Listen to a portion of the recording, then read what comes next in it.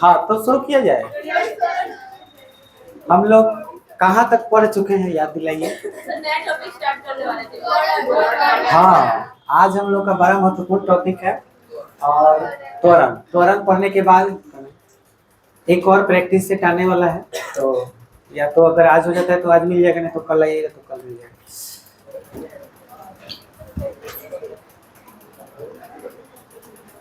त्वरण, एक्सीलरेशन।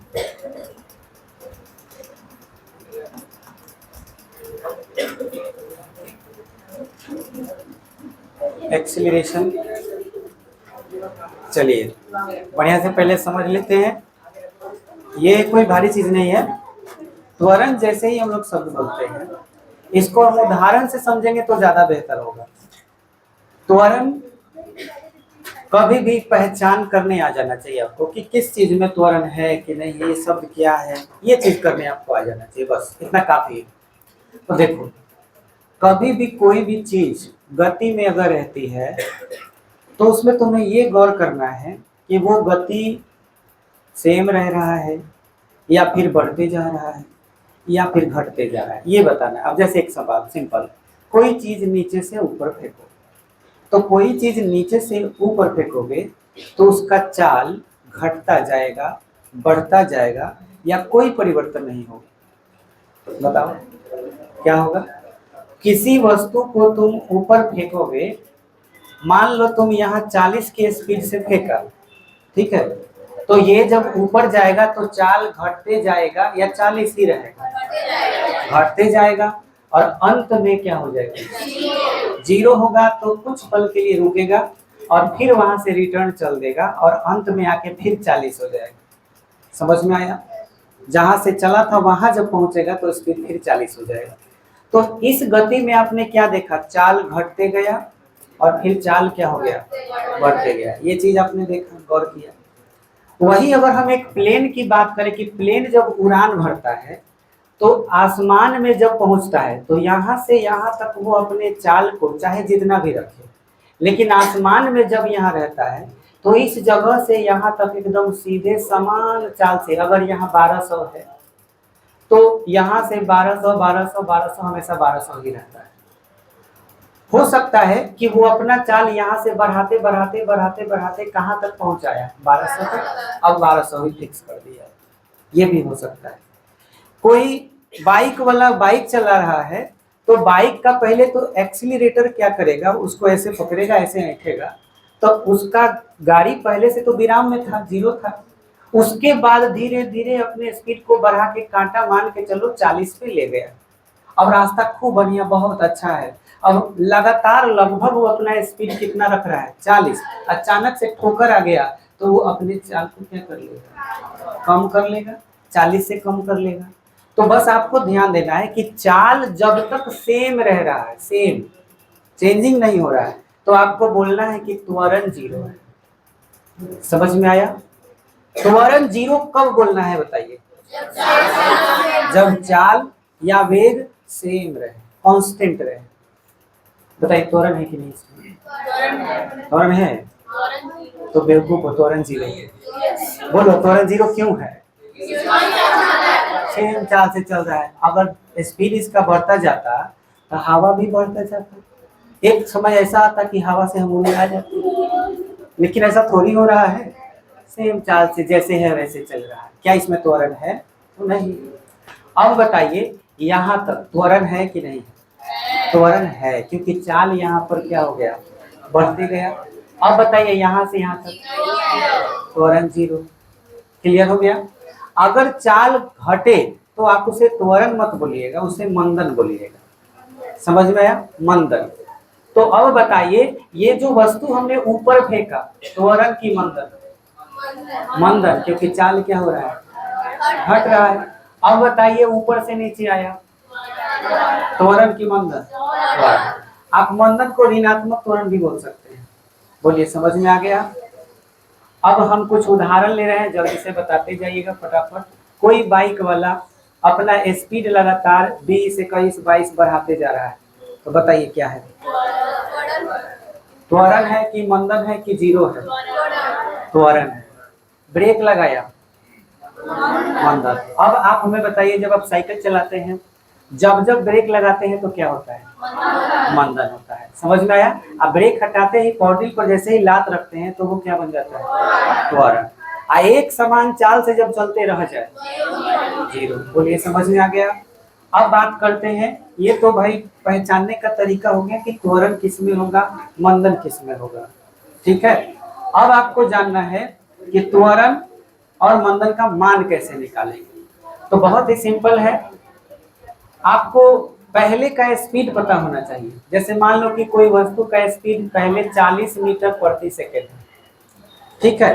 कुछ देर बाद, मान लो 10 सेकेंड टाइम के बाद, उसने अपने एक्सीलरेटर को ऐसे ऐंठ दिया और स्पीड बढ़ा के मान लो 100 कर लिया।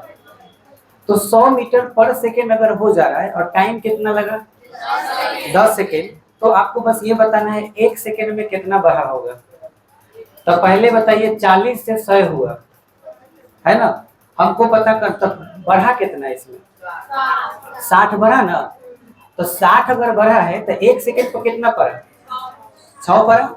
यानी हर 1 सेकेंड में कितना स्पीड बढ़ रहा है? 6 मीटर प्रति सेकेंड। बात समझ में आया? 1 सेकेंड को कौन सा समय बोलेंगे? एकांक समय। याद आ रहा है? 6 मीटर प्रति सेकेंड वेग बढ़ा है कि घटा है? बढ़ा है। अच्छा, ये एक प्रकार का दर है कि नहीं है ना? तो हम बोलते हैं कि एकांक समय में 6 मीटर प्रति सेकेंड है, ये वेग है। और ये किस तरह का वेग है? तो ये बढ़ा हुआ वेग है, परिवर्तित हुआ वेग है। 40 से सीधे 100 हुआ है। ऐसे निकालने का हमने क्या किया है? 100 में से घटाया है किसको? तब पहला वाला वेग को u कहा जाएगा, दूसरा वाला वेग को v कहा जाएगा। तो बोलिए, v से u घटाया गया। अच्छा, 10 सेकेंड को टाइम कहा जाएगा, तो t से क्या किया गया? भाग। तो हो गया ना v माइनस यू बटा टी। त्वरण का इंग्लिश है एक्सीलरेशन, तो सूचित करेंगे किस चीज से? a का फॉर्मूला क्या हो गया? v minus you by T. समझ में आ गया? अब बोला जाए त्वरण किसे कहते हैं, तो इकाई समय या एकांक समय में वेग में परिवर्तन। समझ में? बोलो, ये किस तरह का परिवर्तन? वेग में परिवर्तन को हम क्या कहते हैं? समझ में आ गया? अगर आपको दर बोलना है तो इकाई समय मत बोलिएगा, सीधे बोलिएगा वेग में परिवर्तन की दर को। दर बोलेंगे तो इसका मतलब समय से भाग दे दिए। दो में से कोई तरीका है। इकाई समय मतलब 1 सेकेंड। इकाई समय में वेग में परिवर्तन को क्या कहते हैं? त्वरण। नहीं तो बोलेंगे वेग में परिवर्तन की दर को त्वरण कहते हैं। बोलो, बुझा गया? अच्छा, अब एक और बात जो आपको 11th क्लास में, 9th में आप सीखे होंगे। 11th क्लास में आपको एक नया चीज जानना है। जब भी परिवर्तन निकालना होता है, कभी भी अंतिम चीज से प्रारंभिक चीज को घटाना होता है, तो उसके लिए डेल्टा चाहे डी सिंबल का प्रयोग किया जाता है। और जिस चीज का अंतर आप निकालते हैं या परिवर्तन, उसका सिंबल लेते हैं। जैसे वेग में परिवर्तन, तो वेग का इंग्लिश बताओ? वेलोसिटी। तो डेल्टा भी बोलेंगे, नहीं तो क्या बोलेंगे? डीवी। इसी डीवी से छोटी राशि को भी सूचित किया जाता है। तो फिलहाल हमने अभी आपको बताया अंतर लिखने का तरीका या परिवर्तन लिखने का तरीका। सिंबल होगा डेल्टा भी या नहीं तो डीवी। अब बताइए, अगर मुझे v माइनस यू नहीं लिखना तो इसके जगह पे क्या लिखना चाहिए? डीवी। बोलो, बुझा गया? अच्छा, नीचे जो t लिख रहे हैं वो भी समय अंतराल है, इसीलिए उसके लिए भी हम लोग क्या लिखेंगे? dt। बोलो, बुझा गया? तो फाइनली हम लोग v माइनस यू बटा टी जो a बराबर लिखते हैं, उसके जगह पर सीधा सीधा हम लोग a बराबर क्या लिख सकते हैं? बोलो, बुझाया कि नहीं? आज के बाद हम लोग का यही फॉर्मूला रहेगा, a बराबर dv delta v by delta T चाहे dv बटा dt। कभी कोई पूछ दिया कि और क्या बोल सकते हो, तो बोल देना v minus you by T. बोलो, क्लियर हो गया? अच्छा, अब ध्यान दीजिएगा, ये आपने तो जान लिया कि भाई हाँ dv बाई dt होता है a बराबर।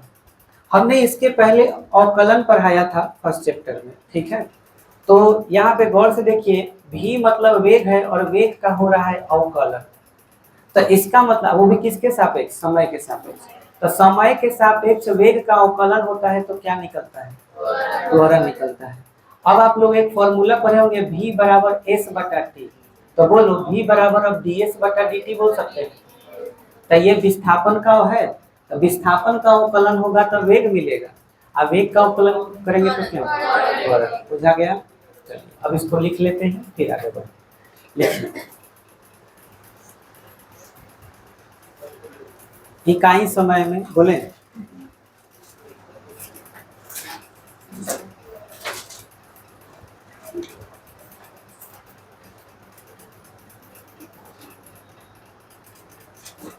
इकाई समय में वेग में परिवर्तन को त्वरण कहते हैं। इकाई समय में वेग में परिवर्तन को त्वरण कहते हैं, त्वरण कहते हैं। इकाई समय में वेग में परिवर्तन को त्वरण कहते हैं। अथवा और क्या डेफिनेशन हो सकता है, अथवा में समय के साथ वेग में परिवर्तन की दर को त्वरण कहते हैं। समय के साथ वेग में परिवर्तन की दर को त्वरण कहते हैं।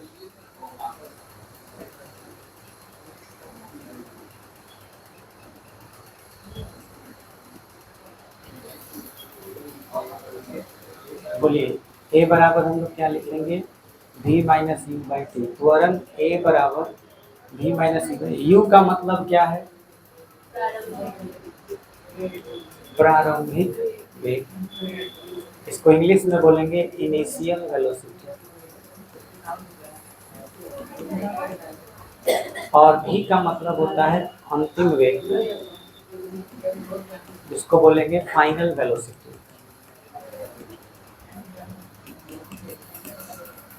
अब आपको इसी का सिंबल यूज करना है डायरेक्ट, ए बराबर dv बटा में dt।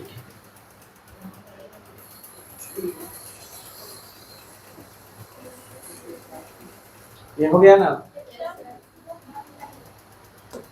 चलिए जल्दी से कुछ बातें हमको बता दीजिए फटाफट। मान लीजिए आपके सामने हमने लिखा s बराबर t का power 3 plus 2t² minus 9t plus 5, और हमने कहा कि इसका t के सापेक्ष अवकलन क्या होगा। तो क्या पूछे हैं, सुने हो, अवकलन।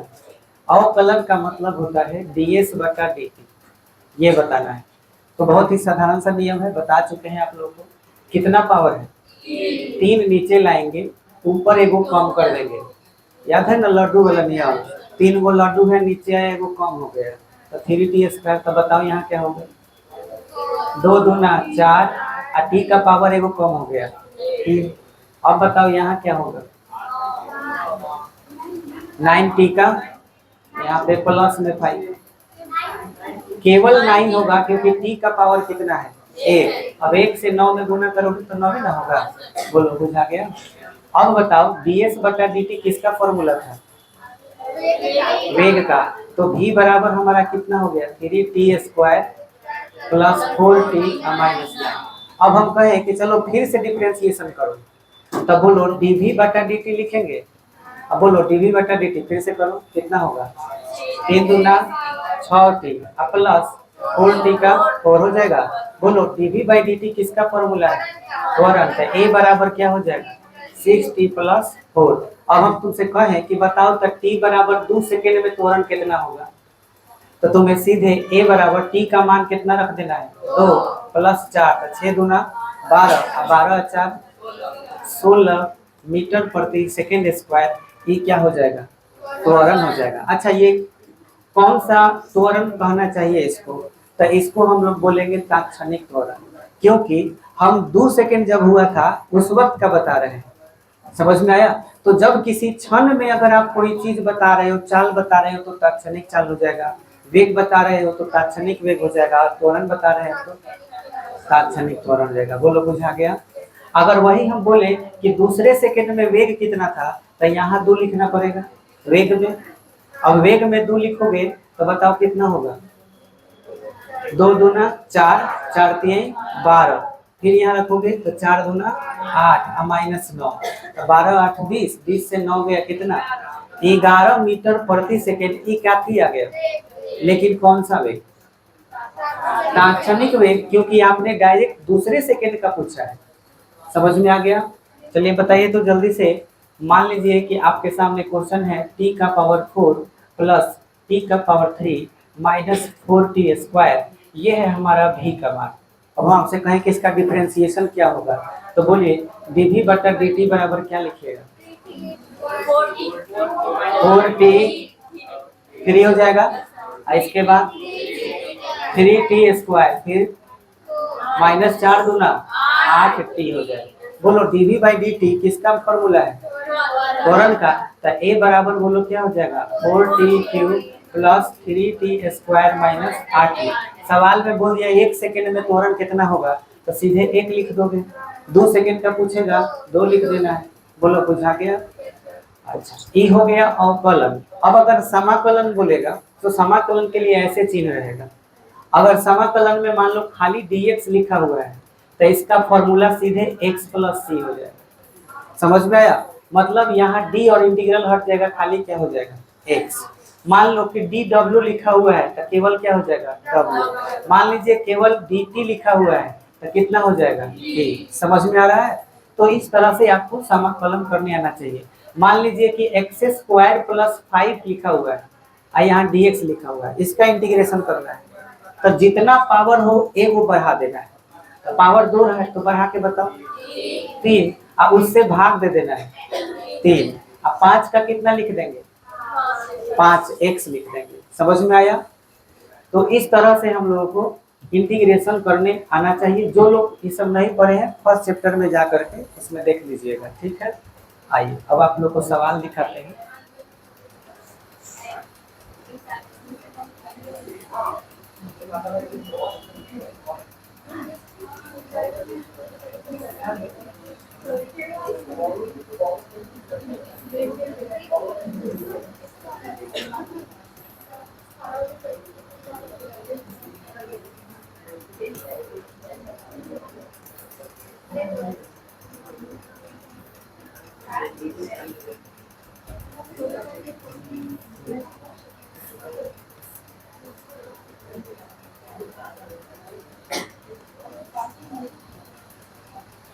देखिए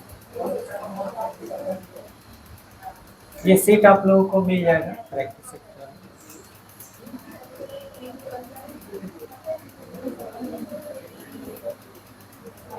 आइए सबसे पहला क्वेश्चन देखिए क्या कह रहा है। कह रहा है कि यदि किसी वस्तु की स्थिति समय के अनुसार इस प्रकार दी गई। बोलिए ये xt बराबर 40 स्क्वायर प्लस 2t प्लस 5, ये किस चीज का मान दिया हुआ है आपको ध्यान देना है। या तो ये दूरी का मान होगा, यानी दूरी या विस्थापन, या तो ये वेग का मान होगा। समझ में आया? आपको चुन के बताना है इसमें कि ये किस चीज का मान पढ़ के बताइए। ये वेग है या फिर विस्थापन है? पढ़िए, इसमें सामने आंसर सब लिखा हुआ है। वेग है। यहाँ पे लिखा हुआ है कि किसी वस्तु की स्थिति समय के अनुसार इस प्रकार दी गई है। मतलब अगर हम इसमें बात करें x ऑफ t लिखा हुआ है, x ऑफ t का मतलब हुआ कि t बराबर अगर आप 0 लिखिएगा तो t बराबर 0 का मतलब हो जाएगा 5। समझ में आया? क्योंकि यहाँ 0 आ जाएगा, यहाँ 0 तो बचेगा 5। अगर आप t बराबर 1 रखते हैं, माने 1 सेकेंड रखते हैं, तो कितना हो जाएगा? 5 4 2 6 6 5 11। इसका मतलब ये हुआ कि 0 सेकेंड पर वस्तु 5 या तो मीटर की दूरी पर था या वो 5 मीटर प्रति सेकेंड से चल रहा था। समझ में आया? हमें ये नहीं समझ में आ रहा है कि ये विस्थापन दिया है कि वेग दिया है, लेकिन इतना बात जरूर समझ में आ रहा है कि पूछा है तत्कालीन वेग और सिंबल दिया है x का। समझ में आया? प्रायः x और y से हम विस्थापन को ही दिखाते हैं। वेग पूछा है तो जरूर ये विस्थापन दिया होगा, तभी तो इसका डिफरेंशिएशन करेंगे यानी अवकलन करेंगे तो हमें क्या प्राप्त होगा?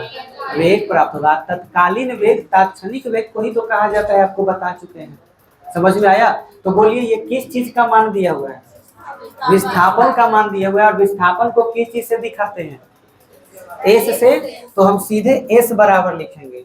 तो हमको पहला सवाल बनाना है, तो इसमें आपको क्या करना है कि सीधे एस बराबर उतार लेना है। कितना? 4t square plus 2t plus में 5। हमको निकालना है तात्क्षणिक वेग, तो वैसे भी तात्क्षणिक वेग ही मिलेगा।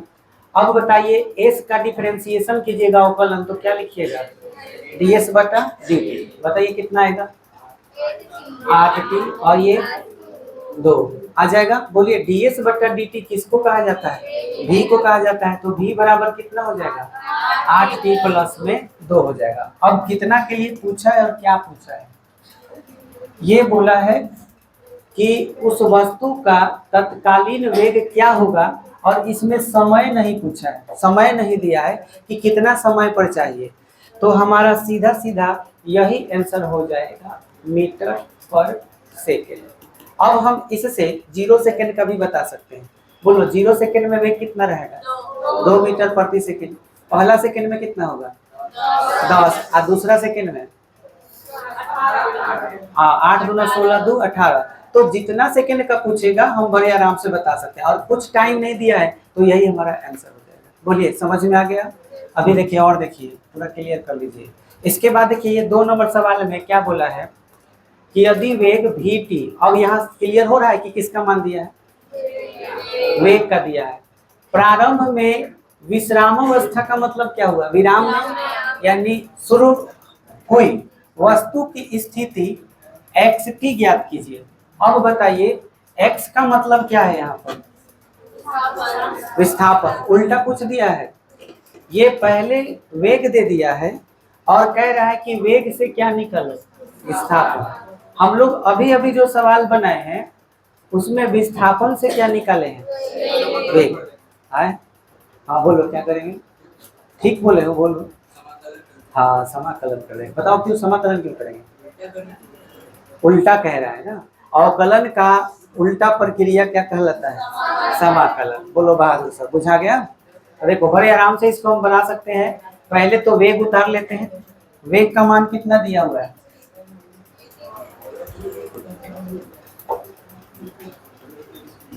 v बराबर दिया है 60।